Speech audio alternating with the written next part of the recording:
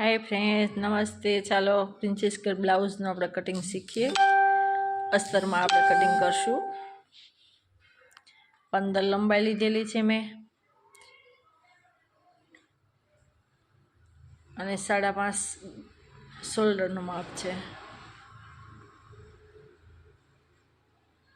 7 shoulder છે, 1.5 inch minus કરવાનું છે।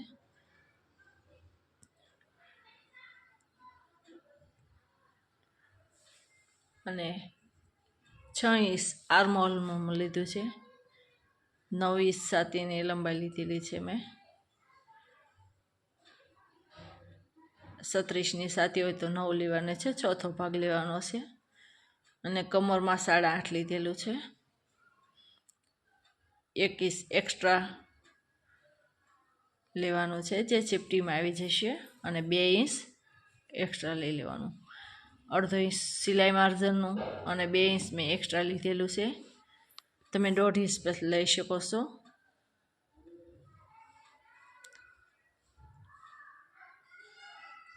અને 1 ઇંચ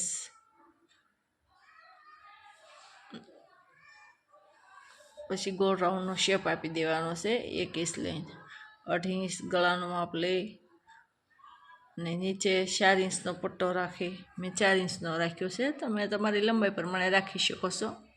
નીચે પણ 2.5 ઇંચ લઈ અને ચોરસ શેપ પહેલાં આપી દેવાનો। પછી તમે જેવો તમે રાખી શકો છો, તમારે જેવો શેપ આપવો। હું મટકા આકારનો શેપ આપીશ, પછી તમારી મરજી હોય એવું તમે ગળું કરી શકો છો। કાપો કરવા માટે 4 ઇંચ મેં લીધેલું છે અને 1 ઇંચ જે શિફ્ટી લેવાની હોય છે એ લીધેલું છે। હવે આપણે તેનું કટિંગ કરી લઈએ। કટિંગમાં મિત્રો ખાસ ધ્યાન રાખજો।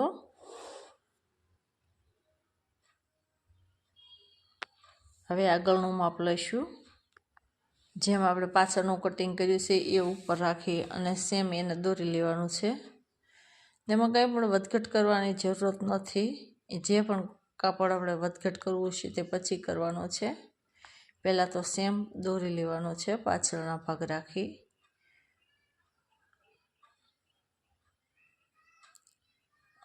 અને દોરાઈ જાય પછી આપણે એને પ્રિન્સેસ કટનો આકારને આપશું, એટલે એમાં વધઘટ કરશું કાપડ।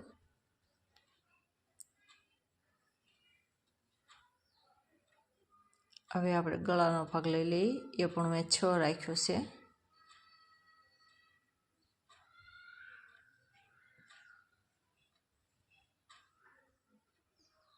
અને 2.5 ઇંચ જેમ પાછળ છે એમ જ રાખ્યું છે।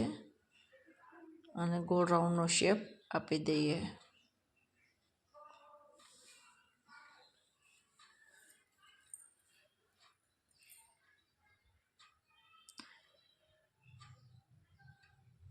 પછી આપણે સિલાઈ માર્જિન છોડી અને 10 ઇંચ લેવાનું છે, ત્યાં ડસ્ટ માસ્ક કરી દેવાનું છે।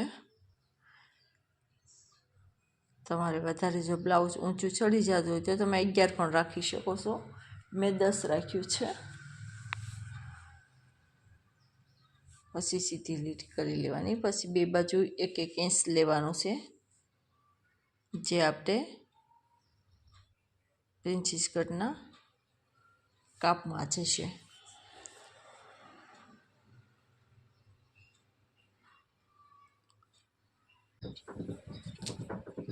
આર્મહોલમાં રાઉન્ડ શેપ આપી દઈશું। પછી પ્રિન્સેસ કટનો શેપ આપી દેવું।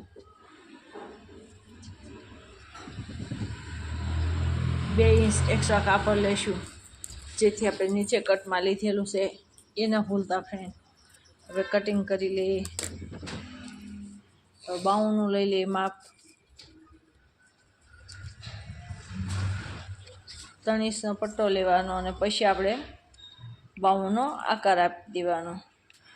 બાયની લંબાઈ તમારે જેટલી રાખવી એટલી